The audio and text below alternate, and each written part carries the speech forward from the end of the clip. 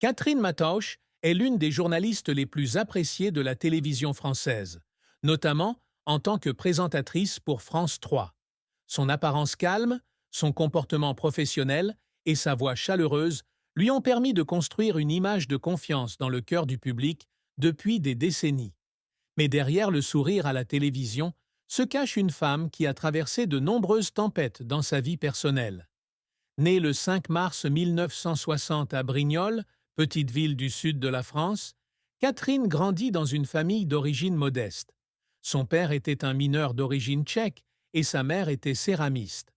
Dès l'enfance, elle a été exposée à l'art, ce qui a formé en elle une forte passion pour la peinture. Mais, ayant grandi dans une famille où la pauvreté était toujours présente, elle s'est vite rendue compte que la vie ne permet pas toujours aux gens de poursuivre facilement leurs rêves.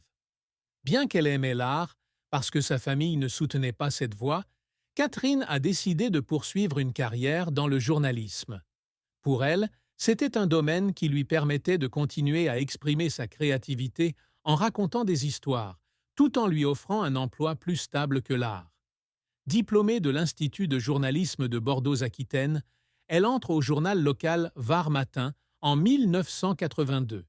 Les premières années dans le métier ne sont pas faciles, mais à force d'efforts, elle s'affirme peu à peu et devient rapidement une reporter très appréciée. 1988 marque un tournant majeur dans la carrière de Catherine lorsqu'elle rejoint la rédaction nationale de France 3. Elle y occupe le rôle de reporter, puis de présentatrice, pour de grands journaux télévisés tels que Soir 3, 19-20 et 12-13.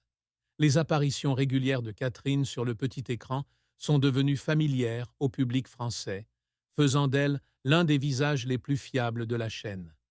Mais alors que sa carrière était florissante, sa vie personnelle n'était pas aussi fluide que prévu. Catherine a été mariée un jour, mais malheureusement, cela n'a pas duré.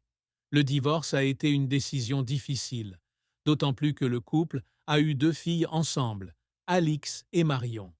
Elle a toujours voulu offrir à ses enfants un foyer complet, mais la vie ne se déroule pas toujours comme on le souhaite. Après le divorce, Catherine élève seule ses 2 filles. En tant que mère célibataire, tout en devant assurer un travail de télévision très prenant, elle est souvent confrontée à des pressions de toutes parts. Il y a des jours où elle rentre tard à la maison, épuisée après une longue journée de travail, mais doit quand même mettre de côté toute fatigue pour s'occuper de ses enfants.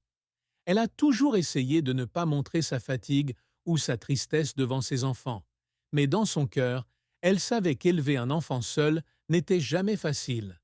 Catherine a partagé un jour que l'une de ses plus grandes tristesses était de ne pas pouvoir maintenir une famille heureuse comme elle l'avait rêvé. Il y avait des moments où elle se demandait si elle avait fait le bon choix, si elle avait été tellement concentrée sur sa carrière qu'elle avait échoué à maintenir son mariage. Ces pensées la hantèrent pendant de nombreuses années, devenant une douleur silencieuse qu'elle exprimait rarement. Les difficultés dans sa vie personnelle n'ont jamais poussé Catherine à abandonner le travail qu'elle aimait. Cependant, sa vie a continué à la mettre à l'épreuve avec un autre incident. Début 2021, Catherine a reçu un diagnostic de cancer du poumon. Ce fut un grand choc non seulement pour elle, mais aussi pour ceux qui l'aimaient. Faire face à une maladie grave comme le cancer est une chose à laquelle personne ne peut se préparer. Au début, Catherine a gardé secrètes les informations sur sa maladie. Elle ne voulait pas que le public s'inquiète et elle ne voulait pas être considérée comme une personne malade. Elle a continué à apparaître à la télévision avec son attitude professionnelle habituelle, cachant la douleur et la fatigue causées par le processus de traitement. Mais quelle que soit sa force, son corps ne pouvait pas éviter les effets de la terrible maladie. Tout au long de son traitement, Catherine s'est tournée vers l'art comme moyen de libérer ses émotions et de faire face à sa maladie. Sous le pseudonyme de Catmath, elle a organisé de nombreuses expositions d'art depuis 2006.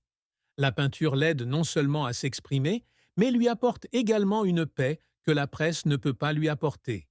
Ses peintures reflètent des émotions complexes, de la douleur et de la perte à l'espoir et à la force. Après une période de traitement, Catherine s'est progressivement rétablie, Mais les expériences vécues pendant cette période ont changé sa façon de voir la vie. Elle comprend que la santé est la chose la plus importante et qu'il n'y a rien de plus précieux que de pouvoir passer du temps avec les personnes que l'on aime. La maladie lui a appris à